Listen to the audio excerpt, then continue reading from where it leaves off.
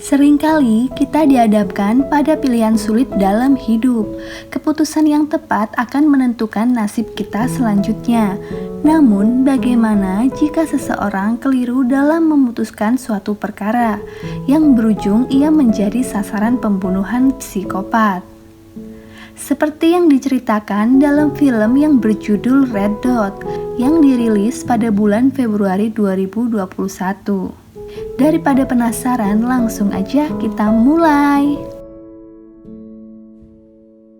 Cerita dibuka dengan kebahagiaan David yang baru saja mendapatkan gelar insinyur di sebuah universitas. Kekasihnya yang bernama Najwa datang memberi selamat dan pada saat itu juga David melamar Najwa. 6 bulan kemudian mereka sudah resmi menikah dan memutuskan untuk pindah di sebuah kota karena Najwa berkeinginan melanjutkan kuliah di kota itu. Di sana, David juga mendapat pekerjaan yang diharapkan. Najwa yang dalam keadaan hamil belum mau bercerita ke David tentang kabar baik itu. Ia berpikir bahwa jika ia menjadi seorang ibu, tentu waktunya hanya akan habis di rumah dan cita-citanya untuk menjadi seorang dokter akan sirna. Keluh kesahnya ia ceritakan kepada tetangganya yang bernama Thomas.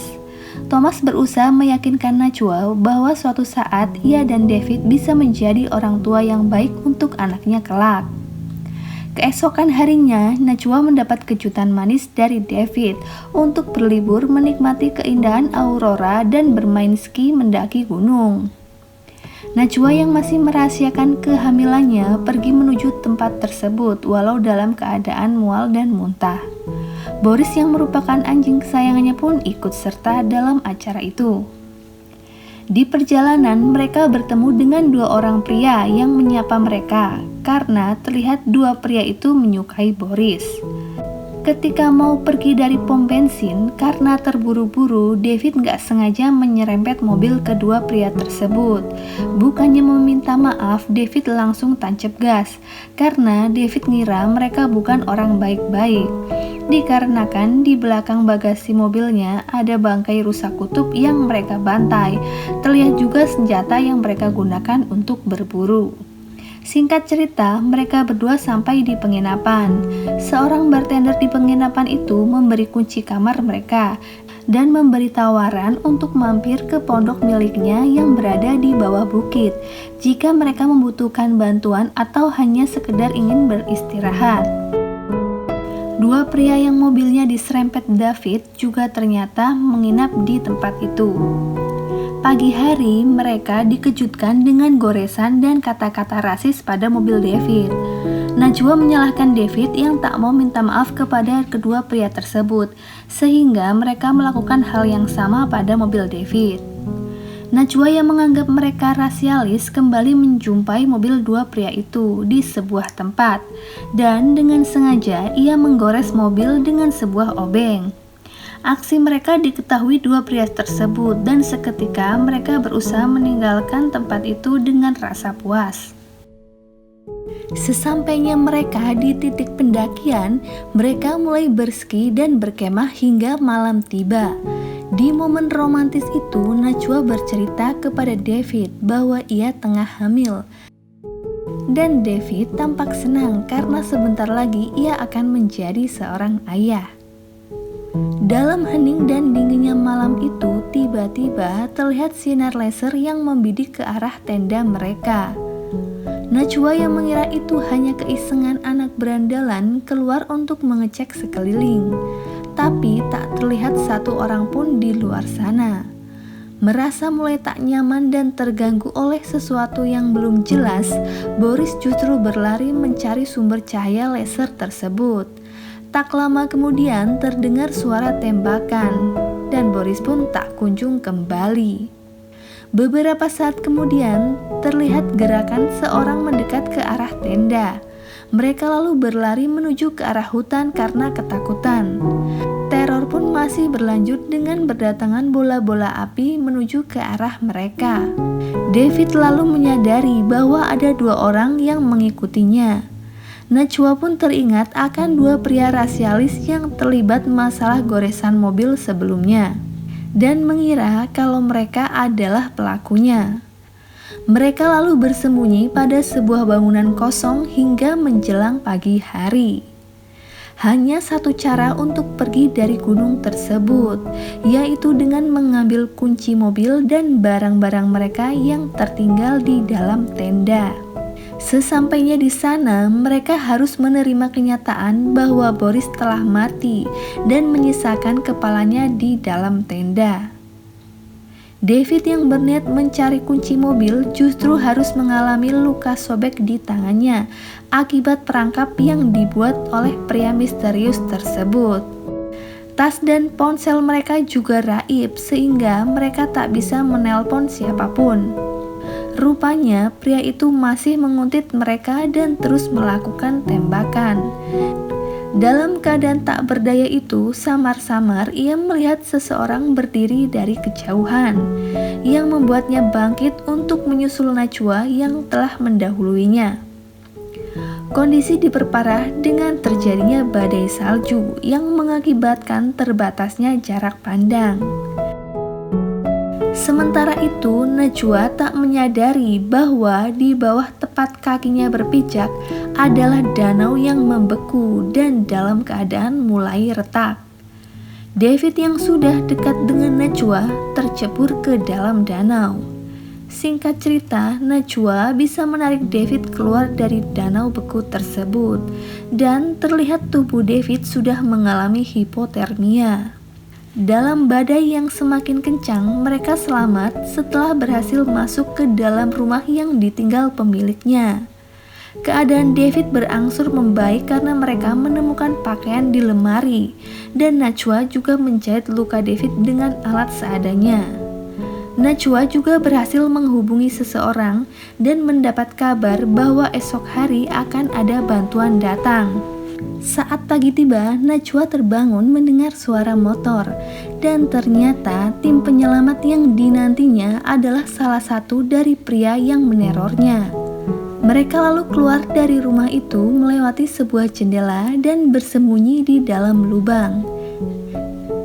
Sialnya, lubang tersebut merupakan rumah seekor singa kutub yang tengah hibernasi. Tak ada pilihan lain, Najwa kemudian menembak pria tersebut dengan sebuah suar dan pria itu pun terbakar. Berjam-jam melakukan perjalanan, timbullah rasa letih dan sampai pada ketika David mengalami fobia akan suara aneh yang terngiang di kepalanya. Lalu ia pun tumbang. Najwa berhasil membuatnya tenang dan kembali melanjutkan perjalanan dengan panduan sebuah peta. Ia lalu meyakini bahwa ada shelter bantuan di dekat pondok milik bartender yang bisa ia tuju untuk meminta bantuan. Harapan muncul ketika Najwa melihat pondok bartender itu. Namun pada saat bersamaan ia justru dipergoki oleh pria rasialis tersebut.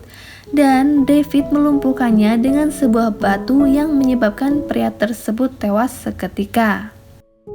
Tak berlama-lama mereka menuju ke pondok yang dimaksud dan menjumpai pria bartender di sana.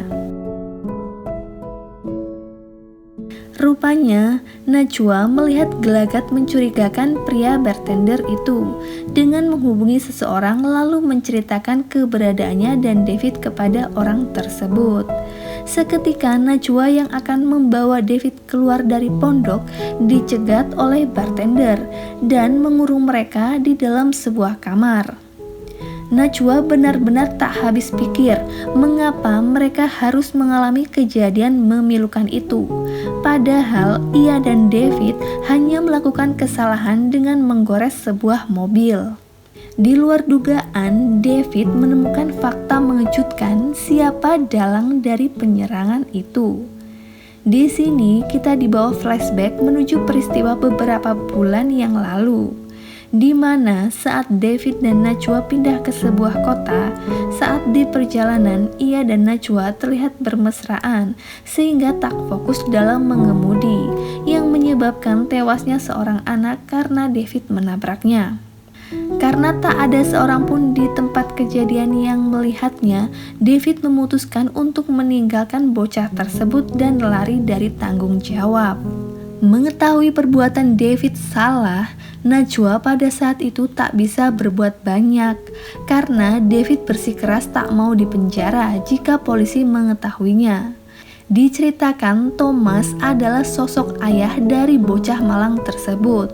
Thomas yang sudah mengetahui identitas penabrak anaknya mulai mencari tahu kehidupan David dan Najwa hingga berpura-pura menjadi tetangga yang baik untuk mereka.